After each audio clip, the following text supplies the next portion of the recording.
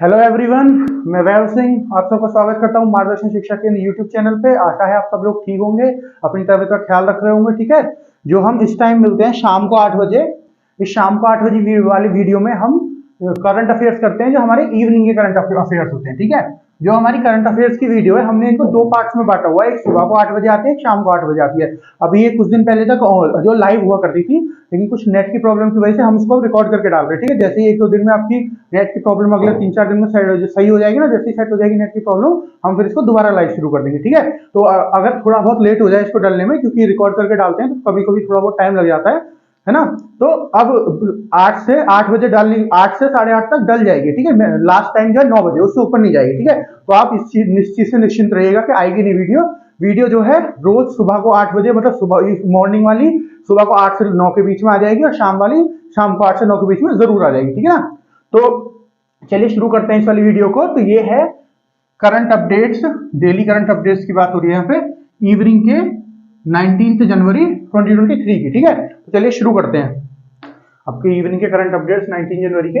तो पहला अपडेट क्या है, Jammu and Kashmir, J&K Jammu and Kashmir होता है, Jammu and Kashmir becomes India's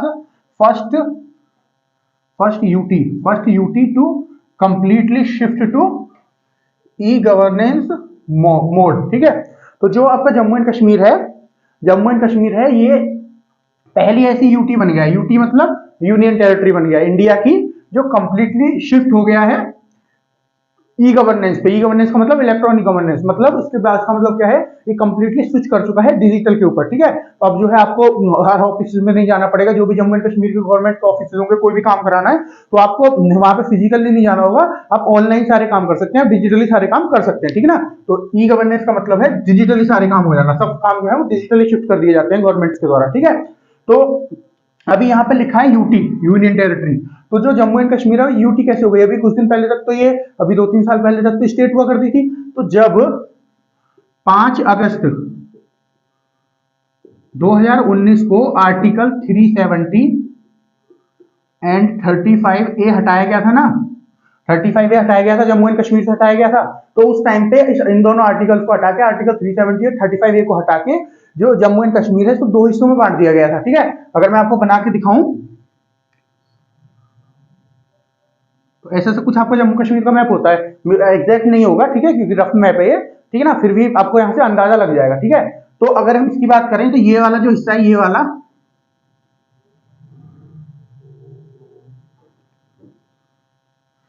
जो हिस्सा है ना ऊपर वाला, ये वाला तो आपका लद्दाख हो गया है। ठीक है, और ये नीचे वाला आपका जम्मू एंड कश्मीर हो गया है। ठीक है, तो हमने इनको दो यूनियन टेरिटरीज में बांट दिया है, लद्दाख में और यूनियन जो आपका जम्मू एंड कश्मीर है। तो ये दोनों ही अब यूनियन टेरिटरी बन चुकी है ना। तो ये मैप ऐसा है जो हम डिपिक्ट कर रहे हैं। ठीक है ना, तो आप हमेशा ऐसा ही मैप डिपिक्ट करेंगे, कभी भी पीओके जो है उसको इंडिया के मैप से बाहर नहीं दिखाएंगे। क्यों? क्योंकि पीओके हमारे देश का हिस्सा। ठीक है ना, तो अभी जब भी आप मैप बनाएंगे तो जम्मू एंड कश्मीर का ऐसा ही मैप बनना चाहिए। ठीक है, हमेशा, है ना। ये जो पूरा एरिया यहाँ पे जो पीओके आता है, जो पाकिस्तान ने कब्जा रखा है इलीगली, वो जो है हमारा हिस्सा है, इस वजह से उसको हमेशा अपना हिस्सा ही दिखाना है। ठीक है, तो जो जम्मू एंड कश्मीर है इसको 5 अगस्त को जो है 5 अगस्त के बाद इसको जम्मू एंड कश्मीर और लद्दाख दोनों को ही यूनियन टेरिटरी बना दिया गया था। तो यूनियन टेरिटरी और स्टेट में फर्क क्या आ जाता है, स्टेट और यूनियन टेरिटरी में फर्क आ जाता है कि जो स्टेट्स होती हैं, जैसे यूपी स्टेट है, एमपी स्टेट है, उत्तर प्रदेश, मध्य प्रदेश, आपकी आंध्र प्रदेश, तमिलनाडु और केरला, कर्नाटका, महाराष्ट्र, ये सब स्टेट है, गुजरात, राजस्थान, है ना, पंजाब, हरियाणा। ठीक है, ये सब स्टेट्स हैं। तो जो स्टेट्स होती है ना, इनकी गवर्नमेंट होती है। फिर आप किसी नॉर्थ ईस्ट स्टेट की बात करें, मणिपुर,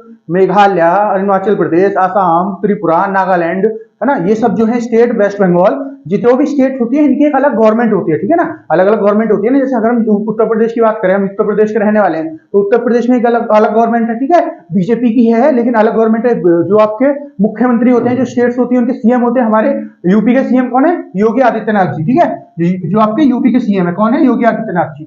लेकिन जो यूटीज होती हैं, आपकी यूनियन टेरिटरी होती हैं, इनकी कोई अलग से गवर्नमेंट नहीं होती है। ठीक है, यहाँ पे खाली गवर्नर होते हैं। ठीक है, जो आपके स्टेट्स होंगे, जो आपके राज्य होंगे, इनकी जो है अलग, इनका सीएम भी होगा, मतलब चीफ मिनिस्टर, आपको मुख्यमंत्री, और गवर्नर भी होगा अलग। ठीक है, तो जो गवर्नर होता है वो जो गवर्नमेंट ऑफ इंडिया होती है ना, जो मेन गवर्नमेंट जो सेंटर में बैठी होती है, उसके द्वारा अपॉइंट किया जाता है हर एक स्टेट में। ठीक है, और ये जो होते हैं आपकी यूटीज होती है, यहाँ पे भी गवर्नर जो है उनको अपॉइंट किया जाता है, लेकिन यहाँ पे जो गवर्नर होते हैं उनको गवर्नर नहीं कहते, उनको लेफ्टिनेंट कमांडर बोलते हैं, ठीक है, समझ गए आप। तो जो यहाँ पे होते हैं ना गवर्नर लेफ्टिनेंट कमांडर, तो वो जो है वो यहाँ पे राज करते हैं, ठीक है, वो यहाँ पे राज करते हैं, वही वही गवर्नमेंट और वही सब कुछ होते हैं यहाँ पे। तो यहाँ पे जो यूनियन टेरिटरी होती है यहाँ पे कौन राज करता है, यहाँ पे जो कि सेंट्रल गवर्नमेंट होती है उसका राज चलता है, ठीक है। और जो आपकी ये होती है स्टेट्स होती है, यहाँ पे स्टेट गवर्नमेंट जो होते हैं उनका राज चलता है मैक्सिमम टाइम, और कुछ कुछ फैसले जो है वो आपका जो सेंट्रल गवर्नमेंट है वो भी लेती है, ठीक है। तो यहाँ पे जो है हम यूटी की बात कर रहे हैं, जम्मू एंड कश्मीर आपका यूटी बन गया है। हालांकि बात चल रही है कि अगले कुछ सालों में जैसे जम्मू एंड कश्मीर की स्थिति थोड़ी ठीक हो जाएगी, जम्मू एंड कश्मीर को दोबारा से एक स्टेट बना दिया जाएगा, लेकिन फिलहाल के लिए ये एक यूनियन टेरिटरी है, ठीक है। तो जो Jammu and Kashmir union territory है, इसको इसकी जो गवर्नमेंट जो यहाँ पे लोग हैं, उन्होंने पूरे जो भी यहाँ पे पूरी अथॉरिटीज बैठती है ना, सब कुछ जो बैठती है, जो यहाँ के गवर्नर उनके अंडर में, उन्होंने क्या फैसला किया है कि जो भी गवर्नमेंट के काम है, ठीक है, पूरी गवर्नेंस को ई गवर्नेंस की तरफ को शिफ्ट कर दिया जाएगा। मतलब जो फिजिकली सब काम होते हैं उनको डिजिटली चेंज कर दिया जाएगा, ठीक है।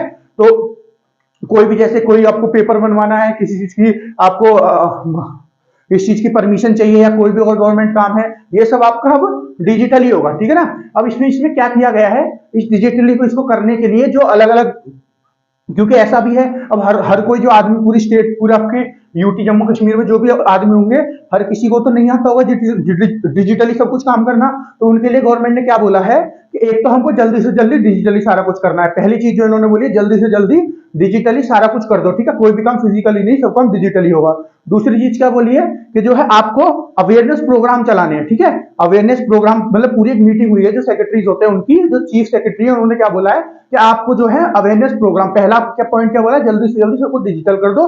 दूसरा पॉइंट आपको अवेयरनेस प्रोग्राम चलाने अलग अलग विलेजेस में, अलग अलग पंचायत, विलेज जो होते हैं उनकी पंचायत होती है ना, गांव जो होते हैं उनकी पंचायत होती है, तो अलग अलग पंचायत बोल दो, अलग अलग विलेज बोल दो, दोनों एक ही बात होती है। तो अलग अलग पंचायत में, अलग अलग स्कूल्स में, या फिर जो आपके अर्बन एरिया मतलब जो थोड़े शहरी इलाके हैं वहां पे जो अलग अलग होती है म्यूनिसिपालिटीज होती है, सब जगह पे आपको अवेयरनेस प्रोग्राम चलाने। क्यों चलाने हैं? ताकि जो लोग डिजिटली काम करना नहीं जानते वो भी सीखे, ठीक है, वो भी अच्छे से सीखे। उसमें क्या होता है, उन्हीं के लिए फायदा है, उनको बार बार जो फिजिकली जाना नहीं पड़ेगा, और फिजिकली ये काम वैसे भी कम, बहुत कम कर दे रहे हैं, तो उनको और ज्यादा परेशानी होगी। तो इससे तो अच्छा क्या है कि जो आपका ये ई गवर्नेंस वाला सिस्टम आ रहा है, जो डिजिटली सब चीज हो रही है, इन लोगों को अच्छे से आ जाए करनी, तो फिर ये डिजिटली अपने घर बैठे बैठे इसको कर सकते हैं, ठीक है। ये इसलिए भी अच्छा है, इंडिया जो है आपका बहुत ज्यादा डिजिटल होता चला जा रहा है, बहुत सब चीजों में डिजिटल जो है बेस्ड होता चला रहा है इंडिया, ठीक है। ये कोविड के बाद से तो कोविड ने तो कैटलिस्ट की तरह काम किया। कैटलिस्ट मैंने आपको बताया था, कैटलिस्ट जो है साइंस की टर्म होती है, इसका मतलब होता है जैसे मान लीजिए कोई रिएक्शन हो रही है, साइंस में रिएक्शन होती है ना, तो कोई रिएक्शन धीरे धीरे अपना हो रही है, लेकिन उसमें कोई ऐसी चीज डाल दी जाए, ऐसी चीज उसमें कर दी जाए तो वो रिएक्शन धीरे धीरे से एकदम बहुत तेज हो जाए। तो ऐसे पहले हमारा जो देश था कोविड से पहले, कोविड-19 से पहले, जो कोरोना वायरस था, इससे पहले जो है धीरे धीरे जो है डिजिटल हो रहा था, लेकिन अब जो है जैसे कोरोना वायरस आया तो एक साथ बहुत तेजी से डिजिटल हुआ सब चीज, क्लासेस ऑनलाइन होने लगी, बच्चे ऑनलाइन पढ़ने लगे, कॉलेजेस स्कूल ऑनलाइन चलने लगे, कंपनी जो है वो वर्क फ्रॉम होम देके ऑनलाइन सारा काम करवाते हैं, अपने अपने घर से काम करते हैं सब लोग, ठीक है। और बहुत सारी चीज जो है ऑनलाइन होने लगी है ना। और जो आपके यूपीआई होता है, यूपीआई जो हम पेमेंट करते हैं ना गूगल पे, फोन पे वगैरह से, पेटीएम से, ये बहुत ज्यादा ट्रांजेक्शन बढ़ गए हैं। लोग जो है पैसे जो है फिजिकल मनी जो होता है उसको कम कैरी करते हैं, और यही जो इनका यूज करके, जो एप्स है फोन पे, गूगल पे, इन सब का यूज करके, यूपीआई का यूज करके ज्यादा से ज्यादा पैसे ट्रांसफर करते हैं, ठीक है।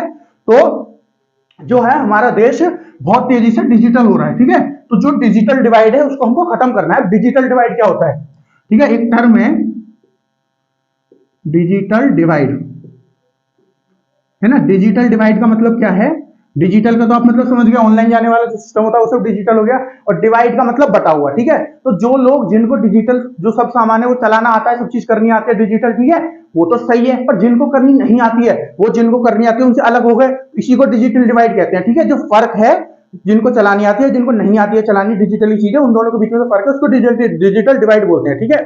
तो ये जो डिजिटल डिवाइड है इसको ज्यादा से ज्यादा जो है कम किया जाए, है ना, ज्यादा से ज्यादा कम किया जाए। कैसे कम किया जाएगा, अवेयरनेस प्रोग्राम चला के, जैसे उनके सेक्रेटरी ने बोला, जो चीफ सेक्रेटरी ने अवेयरनेस प्रोग्राम चलाइए अलग अलग पंचायत में, गांव के लोगों को जाके बताइए कैसे कैसे काम होगा, कैसे कैसे उनको करना है, ठीक है। अलग अलग स्कूल में जाइए, जो बच्चे हैं उनको सिखाइए, जो आपके टीचर्स हैं उनको सिखाइए, है ना। और जो अर्बन एरियाज है वहां पे जो सब लोग मार्केट वगैरह में आते हैं उन सब के पास पे अवेयरनेस प्रोग्राम चलाइए, मार्केट्स में अलग अलग में, ठीक है ना।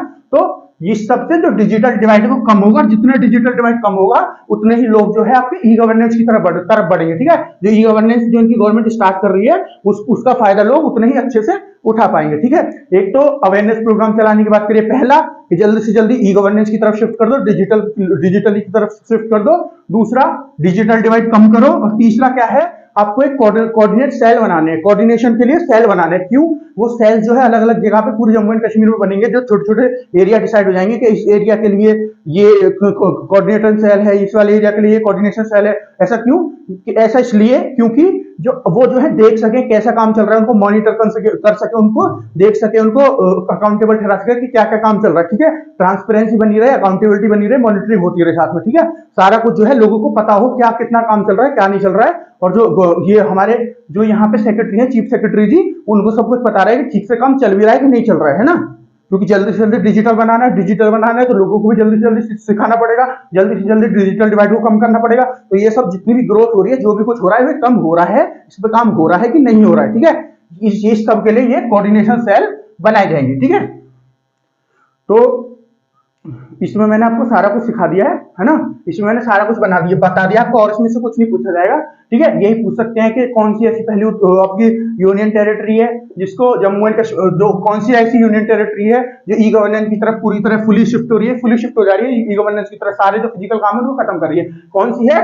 जम्मू एंड कश्मीर। ठीक है, मैंने आपको ये बता दिया जम्मू एंड कश्मीर जो है स्टेट से आपकी यूटी कैसे बनी, इससे मैंने आपको बता दिया पूरा। ठीक है, आर्टिकल 370 35 हटा था जब 5 अगस्त 2019 को, उसके बाद बनी थी। ठीक है, फिर मैंने आपको जो बता दिया, एक पहला काम क्या बताया, जल्दी से जल्दी ई गवर्नेंस की तरफ शिफ्ट हो जाओ। दूसरा, डिजिटल डिवाइड जो है अलग अलग अवेयरनेस प्रोग्राम चला के डिजिटल डिवाइड जो है उसको घटाओ। तीसरा, कोऑर्डिनेशन सेल खोलो जो मॉनिटर कर पाए कि कैसे कैसे क्या क्या काम हो रहा है, ठीक से हो रहा है कि नहीं, क्या क्या प्रोग्रेस हो रही है। ठीक है, उसके ऊपर मॉनिटरिंग कर पाए। ठीक है, चलिए नेक्स्ट न्यूज की तरफ चलते हैं। नेक्स्ट क्या है? PM Modi inaugurates. इनॉग्रेट का मतलब क्या होता है? इनॉग्रेट का मतलब होता है उद्घाटन करना। ठीक है, तो जो प्रधानमंत्री मोदी जी हैं उन्होंने उसको क्या है, उद्घाटन किया है किस चीज का? सेकेंड फेज ऑफ संसद खेल। तो जो संसद खेल है इनका जो सेकेंड फेज है ना, दूसरा हिस्सा जो है उनका, उसका वो स्टार्ट किया है, उसका उद्घाटन किया है प्रधानमंत्री मोदी जी ने। ठीक है, तो ये जो सेकंड फेज है, पहले हमको क्या जानना है कि संसद खेल कहां पे इनका उद्घाटन हुआ है, फिर जानना है कि क्या होते हैं संसद खेल। ठीक है, तो इसका उद्घाटन कहां हुआ है? इसका उद्घाटन हुआ है बस्ती डिस्ट्रिक्ट में।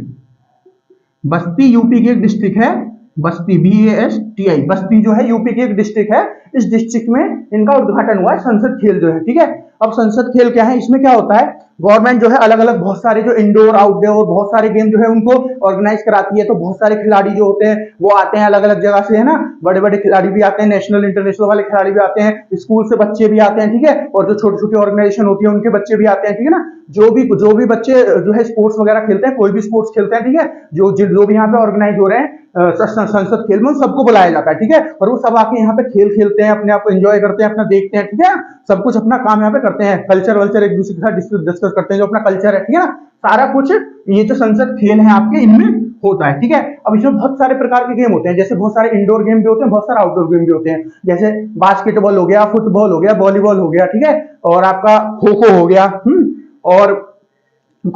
और आपका कैरम वगैरह ऐसे गेम होते हैं, लूडो वगैरह ये सब भी गेम होते हैं, बैडमिंटन हो गया। ठीक है ना, कबड्डी हो गया, रेसलिंग हो गया, कबड्डी रेसलिंग आपको क्या होता है, जो कुश्ती होती है वो हो गया, है ना। ये सब गेम जो है यहाँ पे ऐसे ही बहुत सारे गेम, ये गेम और ऐसे ही और भी बहुत सारे गेम यहाँ पे ऑर्गेनाइज किए जाएंगे। ठीक है, और क्या है इसमें बताने लायक, क्या है कि ये सारे गेम के साथ साथ कुछ और इवेंट भी यहाँ पे ऑर्गेनाइज होंगे। कैसे इवेंट? जैसे बच्चे आएंगे स्कूल के, तो उन सबके बीच में जो है ऐसे राइटिंग का कंपटीशन हुआ करेगा, पेंटिंग का कंपटीशन हुआ करेगा, रंगोली बनाने का कंपटीशन हुआ करेगा, ऐसे कंपटीशन भी होंगे यहाँ पे। क्यों ऐसे क्यों होंगे? ताकि बच्चे जान पाए वो कहाँ पे हैं, कैसे खेल रहे हैं, उनको कल को किसके साथ कॉम्पीट करना है, क्योंकि पहले तो अपने देश में कम्पीट करेंगे, उसी के बाद तो आगे बाहर निकलेंगे। ठीक है, तो अपने देश में किनके साथ कम्पीट करना है ये सब जान सके, ये सब सीख सके, और अपना कॉम्पिटिशन देख सके, और अच्छे से सबके साथ हेल्दी रिलेशन भी उनके बन सके। ठीक है, अपना जो लोग आसपास होंगे, जितने भी लोग होंगे, उनके साथ अच्छे रिलेशन बनेंगे, जिनके साथ खेलेंगे उनके साथ अच्छे रिलेशन बनेंगे। इस सब के लिए ये संसद जो खेल है ये ऑर्गेनाइज किए जाते हैं। अब इससे इंडिया को क्या फायदा, भारत को क्या फायदा, बच्चों के फायदे मैंने आपको बता दिए कि बच्चे जो है बहुत अच्छे से सीख पाएंगे, अपने कॉम्पिटिशन देख पाएंगे, अपने रिलेशन सुधार पाएंगे, ठीक है, और अपने कॉन्फिडेंस बिल्ड कर पाएंगे, ठीक है। और इंडिया के लिए, भारत के लिए इस खेल को क्या फायदा है कि जो बच्चे अच्छे से जब वो समझ पाएंगे उनका कॉम्पिटिशन क्या है, उनको क्या करना है, तो जो इनकी स्किल है और ज्यादा डेवलप होंगी। जब उनकी स्किल डेवलप होंगी तो जब नेशनल लेवल पर और ज्यादा अच्छा करेंगे, तो नेशनल लेवल पर अच्छा करेंगे तो इंटरनेशनल लेवल पर भी अच्छा करेंगे, और इससे इंडिया का जो स्टेचर है वो बढ़ेगा, ठीक है। इंडिया का नाम ऊंचे से ऊंचा होगा। अलग अलग जो इंटरनेशनल जो गेम्स होते हैं, एशियन गेम होते हैं या आपके ओलंपिक्स होते हैं या आपके कॉमनवेल्थ जो गेम होते हैं, वहां से जो मेडल्स लाएंगे, ठीक है, जब मेडल्स आएंगे तो इंडिया का नाम होगा, ठीक है ना। तो इसकी वजह से ये जो खेल है, जो खेल होते हैं ना, जो स्पोर्ट्स होते हैं, उनको प्रोग्रेस उनमें ज्यादा से ज्यादा हो, उनमें जो बच्चे हैं वो ज्यादा से ज्यादा और ज्यादा पार्टिसिपेट करें, ज्यादा से ज्यादा बच्चे आए इसमें। इसलिए ये संसद खेल जो है इनको ऑर्गेनाइज किया गया है। कहां पे ऑर्गेनाइज किया गया है इनको? बस्ती, यूपी में, ठीक है। मैंने आपको खेल बता दिए इसमें किस किस प्रकार के खेले जाएंगे। एक चीज और इसमें कि इस बार जो है इसमें 40,000, यहां लिख देता हूं, इस बार इसमें 40,000 एथलीट्स आए हैं, ठीक है। ये जो 2023 वाला एडिशन है, इसमें इसमें 2023 वाले एडिशन में आपके 40,000 एथलीट्स आए हैं ना, जो भी खिलाड़ी हैं 40,000 आए। जो पिछली बार आए थे ना, जो 2022 में आए थे, 2022 से 3 गुना फालतू आए हैं, ठीक है। 2022 में जो आए थे उनसे 3 गुना फालतू इस पर एथलीट आए। तो इससे ये भी पता चल रहा है बच्चों में ये जो संसद खेल है इसको लेके अवेयरनेस बढ़ रही है, बच्चों को पसंद आ रहा है, बच्चे यहाँ पे ज्यादा से ज्यादा आ रहे हैं, ठीक है ना। और जब ज्यादा से ज्यादा बच्चे आएंगे ज्यादा ज्यादा सीखेंगे, और जो सीखेंगे उनसे हमारे देश को भी फायदा होगा, बच्चों का भी होगा और देश का भी फायदा होगा, ठीक है। तो ये सारा ये संसद खेल के बारे में मैंने आपको बता दिया, क्यों ऑर्गेनाइज किया जाता है, इसमें क्या क्या होता है, मैंने आपको सारा कुछ इसमें बता दिया, ठीक है। और कहाँ ऑर्गेनाइज हो रहा है? बस्ती, यूपी में हो रहा है। इस बार जो है 40,000 तक के बच्चे आए हैं, जो पिछली बार से 3 गुना ज्यादा है, ठीक है। और मैंने आपको इसमें बता दिया कि कैसे कैसे कौन कौन से इसमें खेल खेले जाते हैं और किस लिए खेले जाते हैं, बच्चों के लिए भी क्यों जरूरी है खेल खेलना, और जो हमारा देश है उसके लिए भी क्यों जरूरी है, ठीक है। चलिए नेक्स्ट न्यूज की तरफ चलते हैं। नेक्स्ट न्यूज क्या है? तमिलनाडु, ठीक है, Tamil Nadu mercantile bank limited, Tamil Nadu mercantile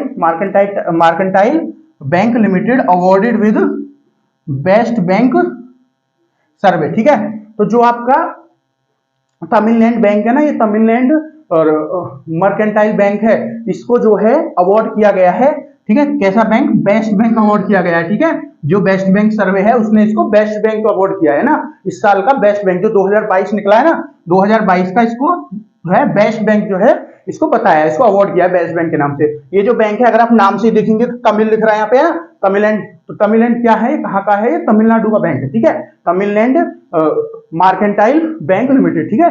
ये जो बैंक है इसको अवार्ड किया गया है बेस्ट बैंक के उसमें, ठीक है। ये जो बेस्ट बैंक सर्वे है इसने इसको अवार्ड किया है, ठीक है। और इसको अवार्ड किस लिए किया गया? इसको अवार्ड किया गया है बेस्ट स्मॉल बैंक के लिए, ठीक है। ये जो है बेस्ट स्मॉल बैंक की जो कैटेगरी है उसमें इसको अवार्ड मिला है, ठीक है। उसमें इसको पहले नंबर पे रखा गया है, इसको फर्स्ट अवार्ड मिला है किसको? तमिलनाडु मर्केंटाइल बैंक लिमिटेड को, ठीक है। बेस्ट स्मॉल बैंक का अवार्ड मिला है, ठीक है। कैटेगरी है बेस्ट स्मॉल बैंक, ठीक है। किसने दिया है?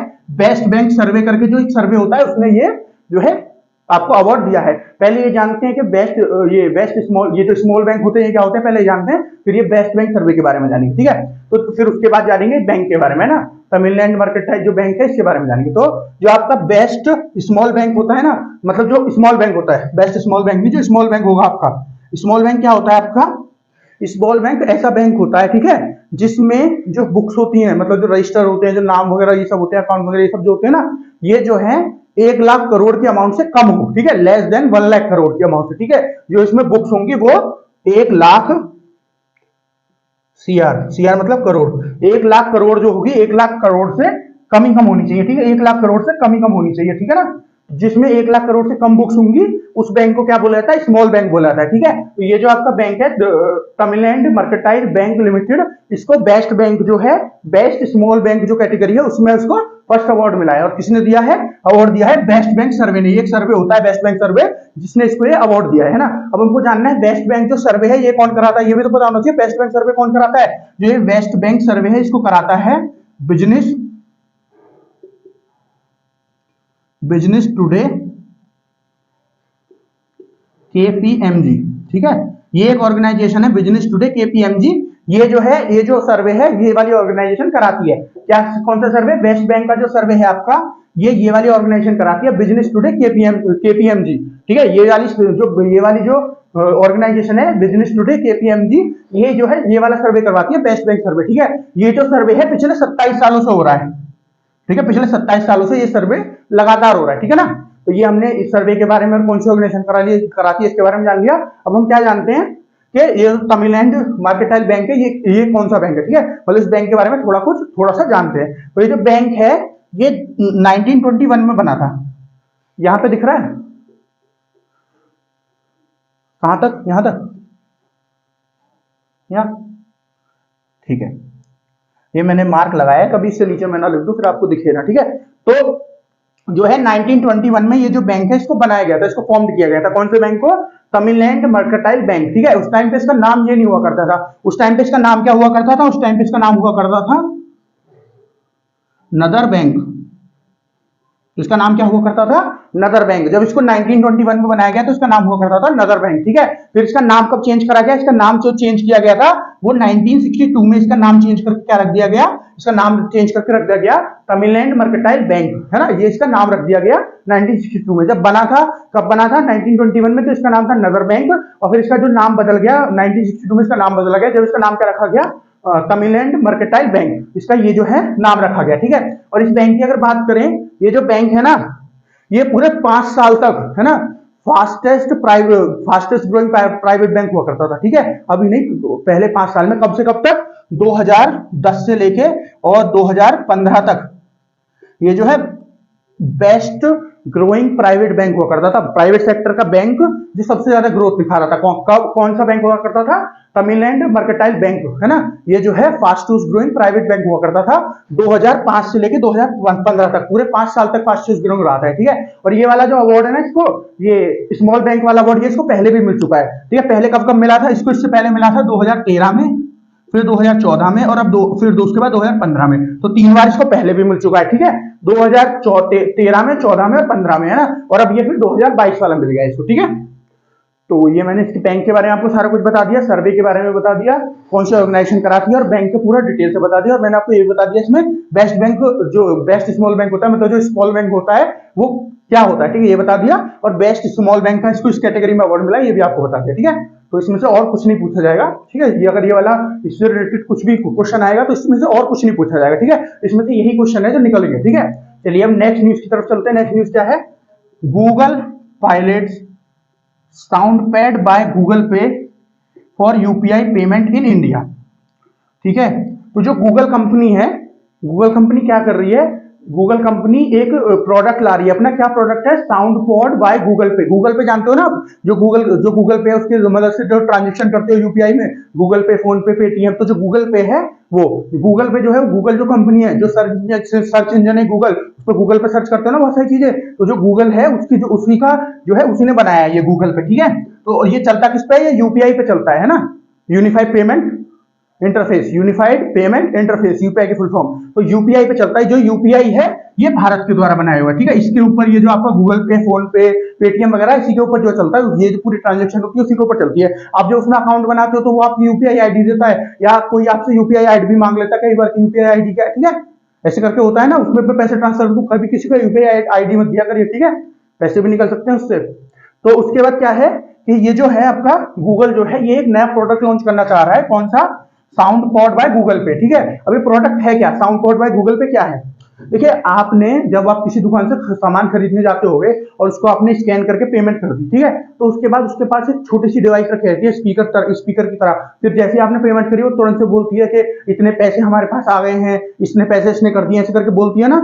एक डिवाइस होती है ना स्पीकर जैसा, वो जो डिवाइस है वो फोन पे ने बना रखी है, फोन पे के पास है। ठीक है, आपके पेटीएम के पास भी है, पेटीएम भी ऐसी डिवाइस को देता है ना। लेकिन वो डिवाइस गूगल के पास नहीं है। कभी भी आप जाके देखोगे ना, कोई भी डिवाइस ऐसी देखोगे तो मैक्सिमम टाइम तो आपको पेटीएम की मिलेगी। ठीक है, और आपको फोन पे की भी मिल जाएगी, लेकिन वो जो डिवाइस है आपको गूगल पे की नहीं मिलेगी। ठीक है, गूगल पे के द्वारा वो डिवाइस नहीं बनाई गई है। तो ये जो साउंड पैड है ना, साउंड पैड ये वही डिवाइस है ना, उसी डिवाइस को गूगल पे जो है, गूगल जो है अपने गूगल पे जो सिस्टम है इसका, जो गूगल पे इसकी वो है पूरी वो जो है जो गूगल पे ट्रांजेक्शन वाली है, उसके लिए ये बनाना चाहता है, ठीक है, उसके लिए बना रहा है, मतलब बनाना क्या चाहता है, बना रहा है, ठीक है। उसका जो पायलट है, उसका जो पायलट है, उसका जो पायलट जो फेज है इसने स्टार्ट कर दिया। पायलट फेज कौन सा होता है कि जो टेस्टिंग वाला फेज होता है उसको पायलट फेज कहते हैं। इसने क्या किया है, कुछ हजार ये साउंड पैड बना के और जो नॉर्थ इंडिया के, दिल्ली के आसपास के, एनसीआर के आसपास की कुछ दुकानों पे बांट दिए है ना, और उसके बाद चेक कर रहा है कि क्या आपका रिव्यू आ रहा है, ठीक चल रहे हैं कि नहीं चल रहे, कोई ग्लिच तो नहीं है, कोई प्रॉब्लम तो नहीं है ना, ये सब चेक हो रहा है। जब ये सब पास हो जाएगा, अगर सब कुछ सही चला तो फिर ये उसको लॉन्च कर देगा, ठीक है। तो जो पायलट जो फेज होता है उसमें चेकिंग होती है, ठीक है, कि कुछ परेशानी तो नहीं हो रही है ना। इस सब के लिए जो पूरे जो मतलब नॉर्थ इंडिया में इसको जो है इन्होंने नॉर्थ इंडिया में आपको पायलट प्रोग्राम के लिए इसको दे रखा है, जो साउंड पैड है, ठीक है, गूगल का जो बन रहा है, ठीक है। साउंड पैड आपको मैंने बता दिया क्या होता है, ठीक है, गूगल इसको लॉन्च करना चाह रहा है ना। यूपीआई भी मैंने आपको बता दिया क्या होता है, और ये फोन पे और जो साउंड पैड है फोन पे पेटीएम के पास पहले से, इसलिए गूगल पे भी इंडिया में बनाना चाह रहा है इसको, ठीक है, अपनी मार्केट दिखाने के लिए, ठीक है। और इसमें मैं आपको यूपीआई के लिए थोड़ी सी बात और बता देता हूँ कि जो इतनी सारी यूपीआई की ट्रांजेक्शन इंडिया में हो रही है, इसी कुछ अपडेट देता हूँ कि कितनी ट्रांजेक्शन इंडिया में हुई है, ठीक है। जो दिसंबर मंथ है, क्योंकि जनवरी तो अभी चल रहा है, तो जो दिसंबर 2022 है मैं उसमें बताता हूँ कितनी ट्रांजेक्शन जो इंडिया के लोगों ने यूपीआई के थ्रू की है। तो अगर दिसंबर की बात करूं ना, दिसंबर 2022 की बात करूं कि इंडिया ने कितनी ट्रांजेक्शन की है, इंडिया जो है चाइना जैसे और यूएसए को भी पीछे छोड़ चुका है ऑनलाइन ट्रांजेक्शन के मामले में।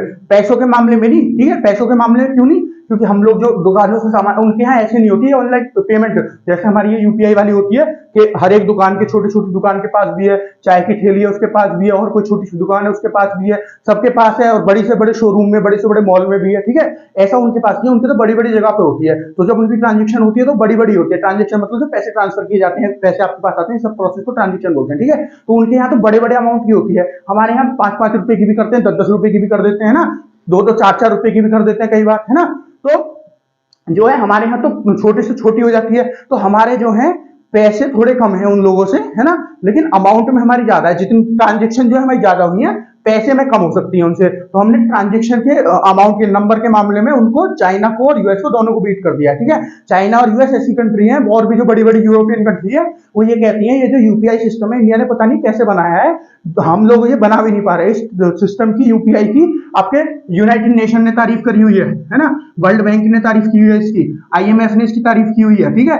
इतना बड़ा सिस्टम इसको माना जा रहा है, इसी वजह से बहुत सारे देश जो है अब हमारा जो यूपीआई है उसको धीरे धीरे एक्सेप्ट भी करने लगे हैं। जैसे रशिया ने कर लिया है, फ्रांस ऑलरेडी कर चुका है, रशिया ने कर लिया है, और भी बहुत सारे देश कर रहे हैं, ठीक है। यूपीआई जो सिस्टम है हमारा उसको जो है एक्सेप्ट कर रहे हैं। अब कुछ दिन बाद हम अपने जो यूपीआई है उसको इस्तेमाल करके वहां पे पेमेंट कर सकते हैं, ठीक है। तो ये लोग जो है यूपीआई को इस्तेमाल कर रहे हैं। तो कितना नंबर है भारत का, भारत का अगर मैं नंबर की बात करूं तो 7.8 बिलियन ये नंबर है।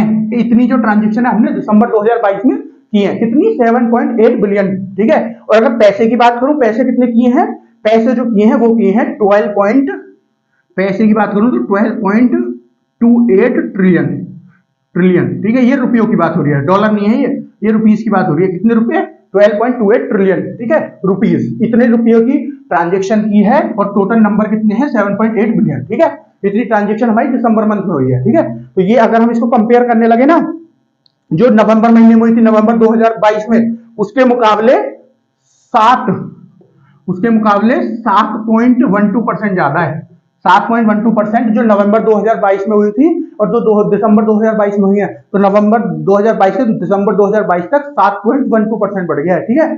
जो ट्रांजेक्शन का अमाउंट है, अमाउंट नहीं, जो ट्रांजेक्शन का नंबर है वो, ठीक है। चलिए आज की लास्ट न्यूज पे चलते हैं। लास्ट न्यूज क्या है आज की, आज क्या है, आज सेकेंड एनिवर्सरी है किस चीज की, team India iconic series win against Australia, ठीक है। ये जो न्यूज है ये ऐसी कोई करंट न्यूज नहीं है, लेकिन जब मैंने इसके बारे में पढ़ा तो मतलब मुझे पता तो था कि इंडिया की जो विक्ट्री हुई थी मुझे पता था, लेकिन आज के दिन हुई थी ये पता नहीं था। तो जब मैं ऐसी न्यूज देख रहा था तो उसमें मुझे ये दिखा, तो इसलिए मैंने इसमें डाल दिया। एज अ क्रिकेट लवर, आप लोग भी क्रिकेट देखते होंगे, तो उसी की वजह से मैंने इसमें स्पेशली डाली है न्यूज, ठीक है, ओके। तो इस न्यूज में क्या है कि आज के दिन 19 जनवरी 2023 सॉरी 19 जनवरी को 2021 में 19 जनवरी 2021 में भारत ने ऑस्ट्रेलिया को हराया था, ठीक है। ये ऑस्ट्रेलिया को एक टेस्ट सीरीज हराई थी, ठीक है। तो उसकी दूसरी एनिवर्सरी है, 2021 में हराई थी, 2022 में पहली एनिवर्सरी और आज 19 जनवरी 2023 को दूसरी एनिवर्सरी, ठीक है। तो जो भारत ने ये सीरीज हराई थी, इसको बहुत आइकॉनिक सीरीज बोलते हैं, जो भारत ने इनको हराई थी। ये सीरीज कितने से हराई थी? भारत ने इनको सीरीज हराई थी ये 2-1 से, ठीक है। 2 मैच भारत जीता था और 1 मैच जो आपका ऑस्ट्रेलिया जीता था, ठीक है। ये जो सीरीज है भारत और ऑस्ट्रेलिया के बीच में होती है, ये टेस्ट सीरीज होती है। इस टेस्ट सीरीज का नाम क्या है? इसका नाम है बॉर्डर गावस्कर ट्रॉफी। क्या नाम है? Border Gavaskar trophy. इसका नाम है बॉर्डर गावस्कर ट्रॉफी, ठीक है। ये जो है भारत के और ऑस्ट्रेलिया के बीच में होती है, हर 2 साल में एक बार होती है, ठीक है। तो ये 2021 वाली जो थी, इसको भारत जीत गया। अब 2023 में होने वाली है, 9 फरवरी से शुरू होने वाली है भारत में। 9 फरवरी से ये गावस्कर ट्रॉफी जो है, ये बॉर्डर गावस्कर ट्रॉफी जो है, ये शुरू होने वाली है 9 फरवरी से भारत के अंदर, ठीक है। इसमें 5 टेस्ट मैच होंगे, ओके। 5 फरवरी से शुरू होगी, सॉरी 9 फरवरी से 5 टेस्ट मैच शुरू होंगे, उसके बाद 5 टेस्ट मैच होंगे। 9 फरवरी से पहले टेस्ट मैच शुरू होगा। टेस्ट मैच होता है जो 5 दिन वाला मैच होता है, ठीक है। तो ये जो मैच है, ये इतना आइकॉनिक क्यों है कि ऑस्ट्रेलिया में जाके हमारी इंडिया टीम ने उनको हराया था, ठीक है। ऑस्ट्रेलिया की धरती पे ऑस्ट्रेलिया को हराया था, इसलिए इतना इंपॉर्टेंट, ठीक है। ऐसा जो है पहली किसी एशिया की टीम ने किया था, ठीक है, पहली बार कि ऑस्ट्रेलिया की धरती पे इनको टेस्ट मैच हराने वाला। इसमें इंडिया ने बहुत सारी ऐसी जगहों पे मैच जीते थे जो जहां पे ऑस्ट्रेलिया बहुत सालों से नहीं हारा था। जैसे जो लास्ट मैच हुआ था गावा में। गावा एक जगह है ऑस्ट्रेलिया में, ठीक है। गावा एक जगह है, वहां पे ऑस्ट्रेलिया पिछले 33 साल से नहीं हारा था, ठीक है। कोई टीम इनको नहीं हरा पाई थी, कोई भी, एशिया की ही नहीं, कोई भी टीम, इंग्लैंड ले लो, वेस्ट इंडीज ले लो, जो भी, न्यूजीलैंड ले लो, जो भी बड़ी से बड़ी टीम है, कोई नहीं हरा पाई थी। इंडिया ने इनको हराया था, ठीक है। तो ये जो लास्ट मैच था ना, जो 19 जनवरी 2021 को खत्म हुआ था, ठीक है, वो लास्ट मैच गावा में हुआ था और इंडिया ने गावा में इनको हराया था, ठीक है। गावा में इनको 33 साल बाद पूरे हराया था, ठीक है ना। इंडिया में इसने 2 मैच जीते थे और 1 मैच जो है वो आपको ऑस्ट्रेलिया ने जीता था और 1 मैच ड्रॉ हुआ था। तो जो पहला मैच था, है ना, जो पहला मैच था उसको कौन जीता था? उसको ऑस्ट्रेलिया जीत गई थी, ठीक है। दूसरा मैच जो है उसको इंडिया जीत गई, जो मेलबर्न में हुआ था। तीसरा मैच सिडनी में हुआ था, वो इंडिया ने ड्रॉ करा लिया। बहुत बुरी हालत हो गई थी, इंडिया हार सकती थी, लेकिन वहां पे अश्विन खड़े हुए थे और वाशिंगटन सुंदर, उन्होंने मैच पूरा निकाल दिया, ठीक है। और इंडिया ने मैच ड्रॉ करवा लिया, ठीक है। और उसके बाद जो चौथा मैच हुआ गावा में, उसको इंडिया जीत गई। इस मैच में इंडिया को लास्ट दिन में 389 रन चाहिए थे। कितने? 389 रन चाहिए थे इंडिया को। लास्ट डे होता है ना, 5 दिन का होता है ना, जो आपका टेस्ट मैच होता है, उसमें जो लास्ट दिन होता है, उसमें इंडिया को 389 रन चाहिए थे, ठीक है। और किसी भी, मतलब ये जो गावा है, यहाँ पे ये सबसे हाईएस्ट रन चेज था जो इंडिया ने किया था। इससे पहले कभी 300 रन तक भी नहीं हुए। इससे पहले 280 के आसपास रन चेज हुए, 280 नहीं, 280 से थोड़े बहुत कम या ज्यादा रन चेज हुए, वो भी ऑस्ट्रेलिया ने किए थे एक बार, ठीक है, वो भी बहुत सालों पहले, ठीक है। और जो इससे कम रन चेज हुए हैं यहाँ पे गावा में आज तक, चौथी इनिंग में, जो चौथा दिन होता है, उस दिन जो चौथी इनिंग खेलता है वो टीम है ना। लेकिन इंडिया ने यहाँ पे 389 रन चेज किए थे एक ही दिन में पूरे रन चेज किए थे। जिसमें आपके जो शुभमन गिल है, उन्होंने 91 रन बनाए थे और जो ऋषभ पंत है उन्होंने 89 रन बनाए थे। शुभमन गिल ने आपके 91 रन बनाए थे और ऋषभ पंत ने 89 रन बनाए थे, ठीक है। शुभमन गिल को तो आप जानते होंगे, अभी जो कल मैच हुआ है न्यूजीलैंड के साथ, उसमें इन्होंने 200 मारी है। आपने कल मैच देखा होगा तो दोहरा शतक मारा है इन्होंने कल, 50-50 ओवर वाले मैच में दोहरा शतक मारा है ना, 208 रन बनाए थे इन्होंने कल।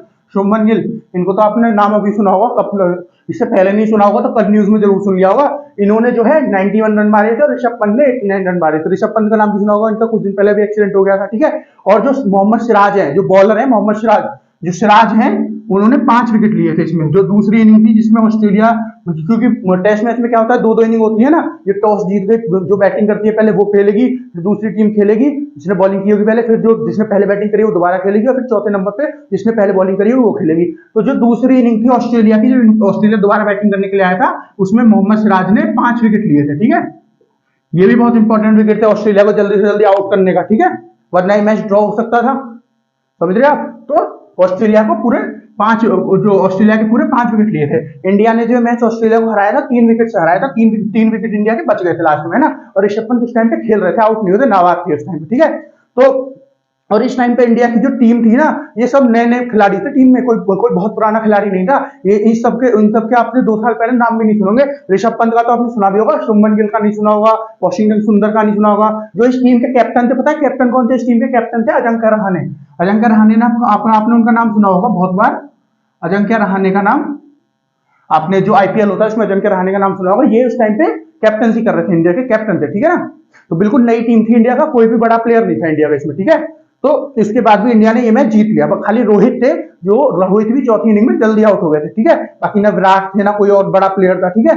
फिर भी इंडिया ने ये मैच ऑस्ट्रेलिया को हरा दिया बहुत बुरी तरह, ठीक है। ये पूरी सीरीज ऑस्ट्रेलिया को हरा दी, किससे? 2-1 से, ठीक है। 2 मैच ऑस्ट्रेलिया इंडिया ने जीते, 1 मैच ऑस्ट्रेलिया ने, और 1 मैच ड्रॉ हो गया। अब जो है 2022 में 2023 में इसकी जो ये जो आपकी ये जो बॉर्डर गावस्कर जो ट्रॉफी है इसका वो होने वाला है, जो ये वाला जो 2023 वाला साल जो है वो इंडिया में होगा। 9 फरवरी से स्टार्ट हो गए, 5 टेस्ट मैच होंगे इसमें, ठीक है। तो फ्रेंड्स आज के लिए इतना ही, एक बार जो आप पूरा बोर्ड देख लीजिए। तो आशा है मुझे आपने बोर्ड पूरा देख लिया होगा। कोई भी चीज आपकी नहीं समझ में आई होगी तो आप सीधे कमेंट कर दीजिएगा। मैं आपको कल की वीडियो, कल जो सुबह की या तो मॉर्निंग के करंट अपडेट्स की वीडियो आएगी सुबह 8 बजे, या कल शाम को जो इवनिंग अपडेट्स की आएगी उसमें मैं आपको सबसे पहले वही समझा दूंगा, ठीक है। उसके बाद जो है न्यूज शुरू करूंगा, जो उस टाइम की मैंने न्यूज शॉर्ट लिस्ट की होंगी, ठीक है। तो आज के लिए फ्रेंड्स इतना ही। आशा है आपको सारा कुछ समझ में आया होगा, नहीं आया तो कमेंट सेक्शन में कमेंट कर दीजिएगा, मैं आपको समझा दूंगा।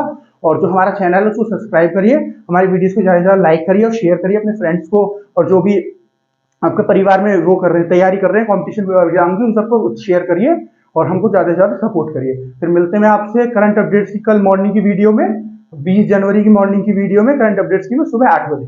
धन्यवाद।